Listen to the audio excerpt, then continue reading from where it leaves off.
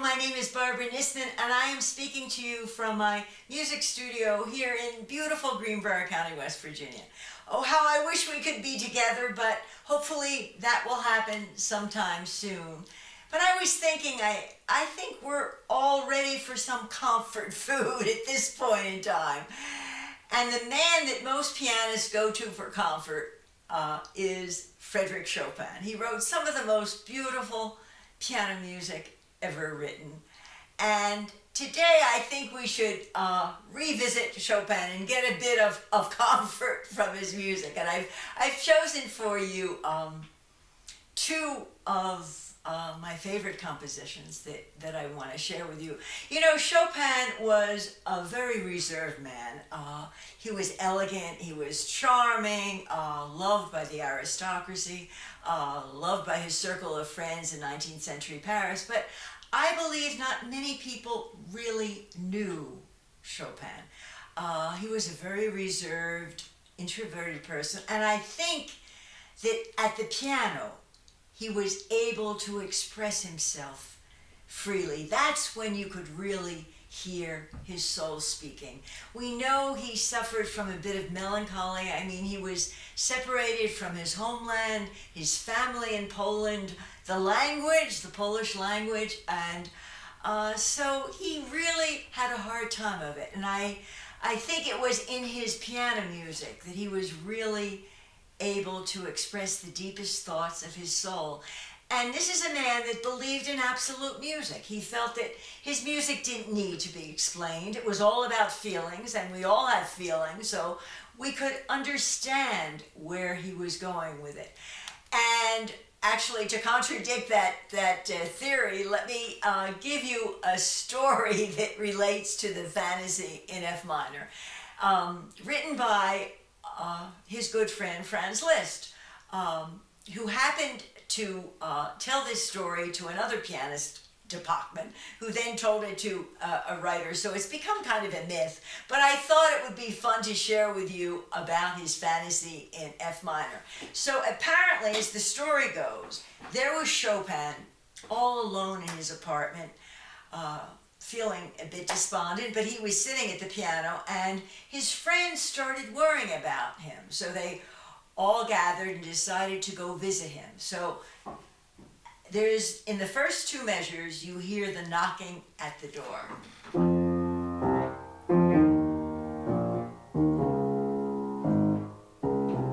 And then you hear Chopin say, "Entrez, entrez, come in."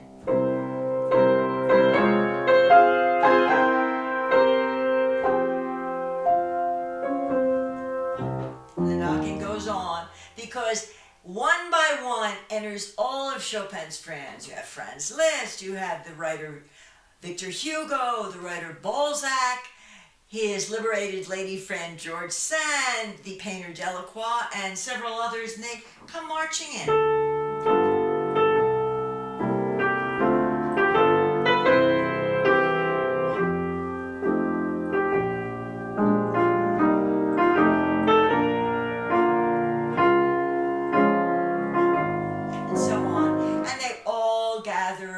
Piano, and they're worried about their friend, so they question him. "Tell us what is wrong." And again.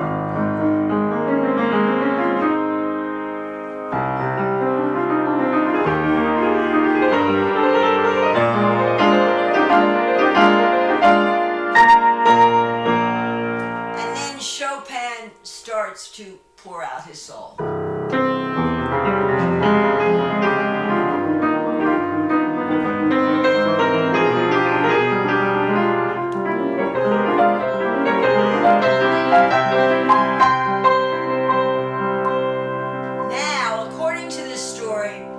This beautiful theme that is sung by Chopin's girlfriend George Sand, who, according to Liszt, begs his forgiveness. She gets on her knees and pleads with him. It sounds like this.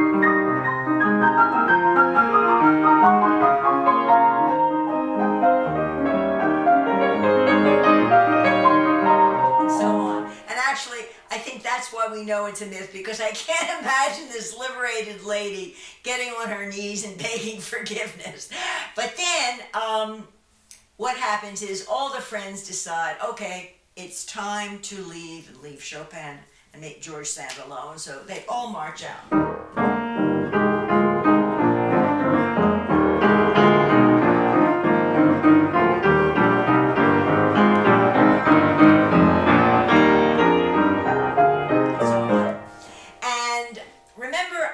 Talked about Chopin, and I said that he really wasn't a developmental composer the way Beethoven was, for example. With Chopin, it was more about variations and repeats. So what Chopin does, and even though it's a fantasy, which is really a free form of expression, there is a structure to this piece. There's a three-part structure. So what Chopin does is he will repeat his theme and George Sand's theme and present it in another key.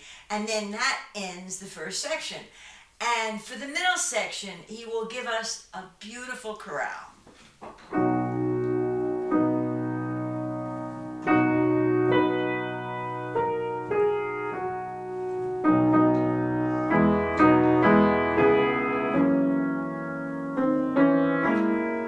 And so on. And you know what I've noticed with so many of Chopin's compositions is he loves to insert a chorale.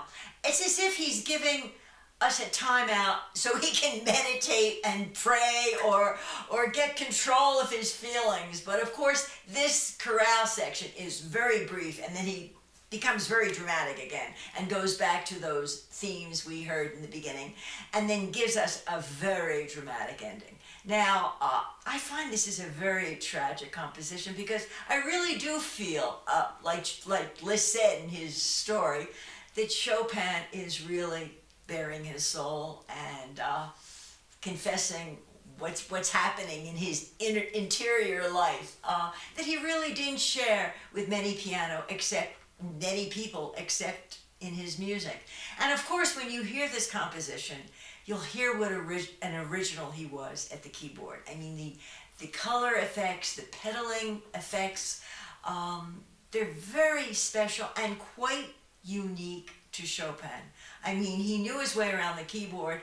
And what's interesting also is he was not known as a virtuoso, but this music is so virtuosic and poetic at the same time. And I think that presents the challenge for any performer of Chopin. So let me give you a rough idea of this beautiful work, his Fantasy in F minor.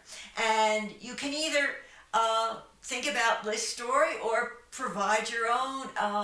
And of course, we all have such different experiences and feelings that we bring every time we hear music.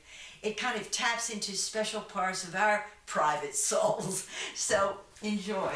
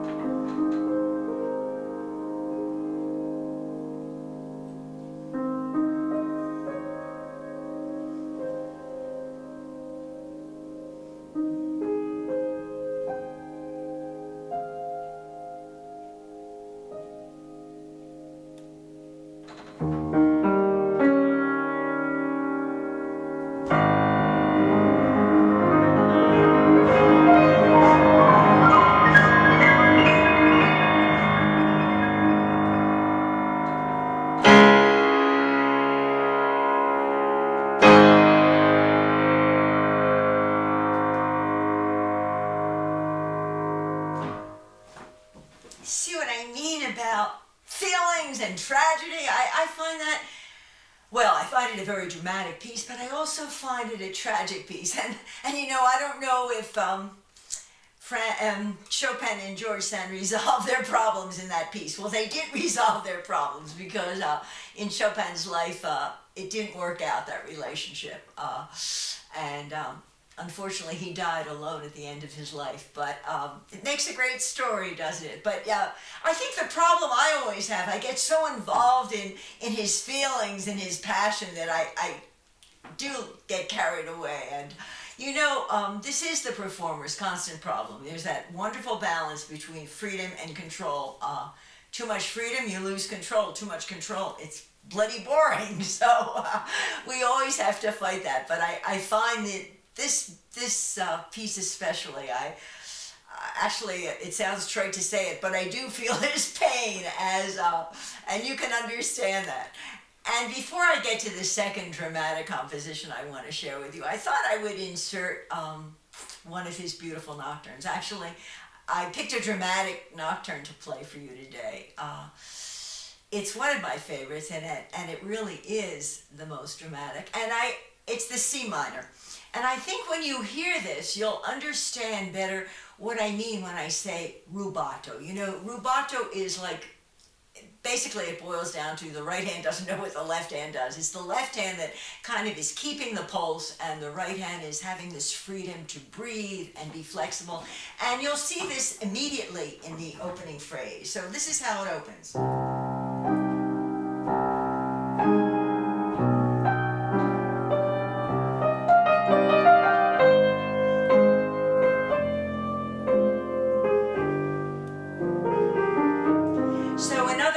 The left hand keeps that constant. It's like a march, slower than a march, but you know, it's keeping the pulse, while the right hand will go and explore all these embroidered melodies. Okay, now Chopin, actually, he does the same thing in this middle section. He gives us a chorale. I really think it's this quality that he has in so many compositions is really related to his inner belief system. He in his own way, he was a religious guy. So you'll hear this wonderful chorale.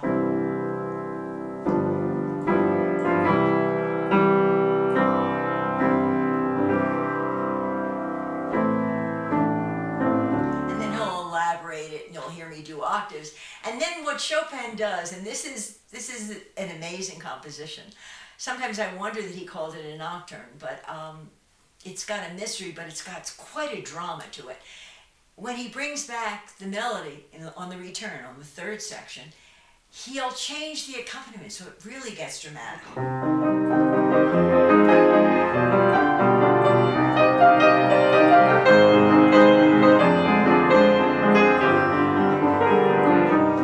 So the whole mood changes that he built up.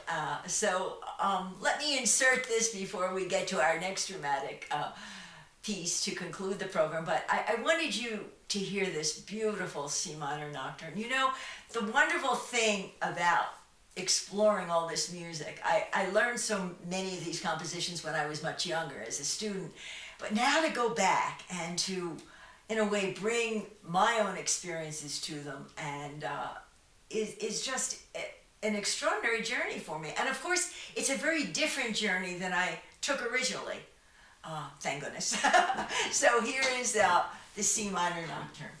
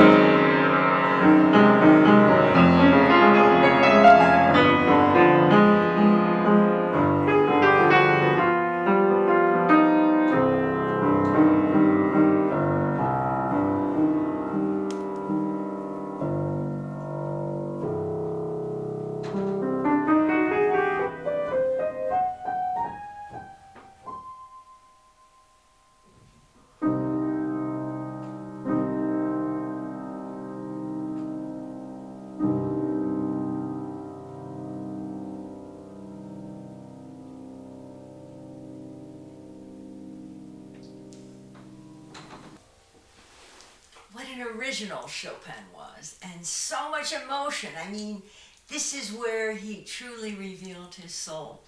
And we can hear his pain in this piece. We hear the tragedy, we hear the melancholy, we hear the beauty, we hear the poetry.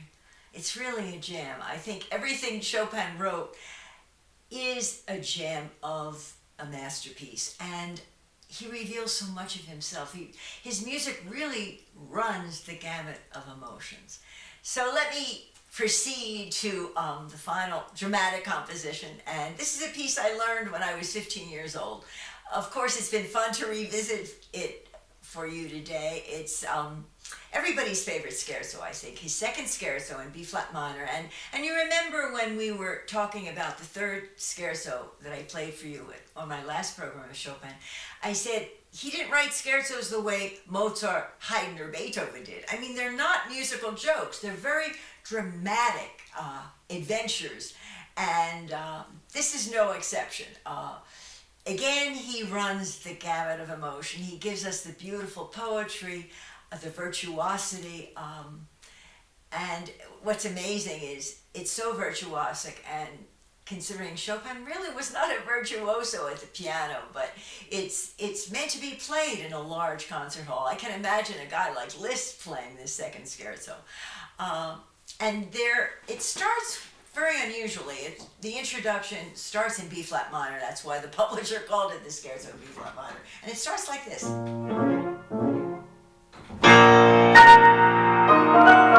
So, according to a student of Chopin, Chopin said that this could not be questioning or pianissimo enough.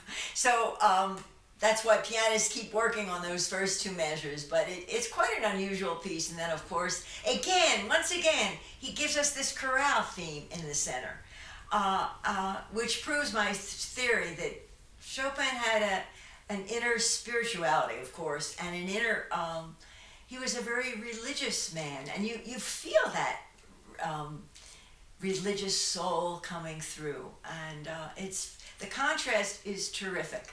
And of course, again, you will hear the way he uses repetition. And of course, whenever he repeats something, it's never repeated exactly the same way. And that's what the performer has to remember. We can't just play it the way we played it before. It has to be varied and be changeable. But this is for you to enjoy. And it's Chopin's most famous scherzo. And lovely to share this one with you.